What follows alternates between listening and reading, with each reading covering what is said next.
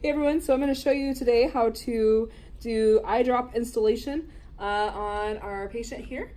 And so the first thing I want to show you is the very first thing you want to do is verify that the medication you are going to put in the patient's eye is an eye medication and not an ear medication.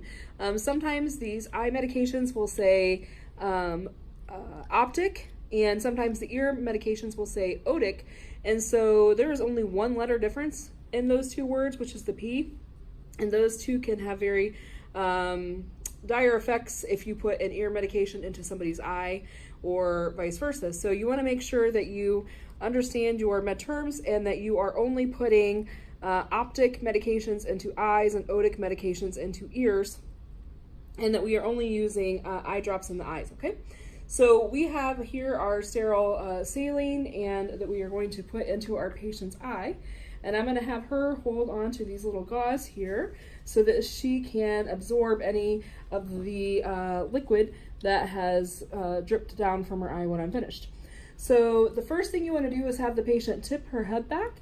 And whenever you're dropping eye drops in, you always want to do it into the inside corner of the patient's eye. And that is because the eye will naturally roll down and inward. And so then when they go to blink their eye, they'll roll up and out. And so that will distribute the medication around their eye socket, okay? So you can hold the patient's eyelid up and down. Sometimes it's easier. I put contacts in, and so I've gotten used to using my two fingers. Do you have contacts in? Mm-hmm. You do? Okay. So if a patient has contacts in, you want to first ask, but if they do, you want to be careful not to pop their contact out. So don't do it really hard, and then just place a drop in the corner of their eye.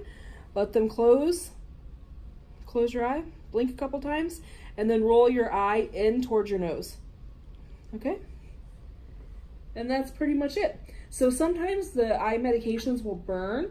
Note that when I was putting the eye drops in, I didn't actually touch her eye with the nozzle of the medication. You don't want to do that because that will contaminate the nozzle of medication. You want to hover above it and then drop it in.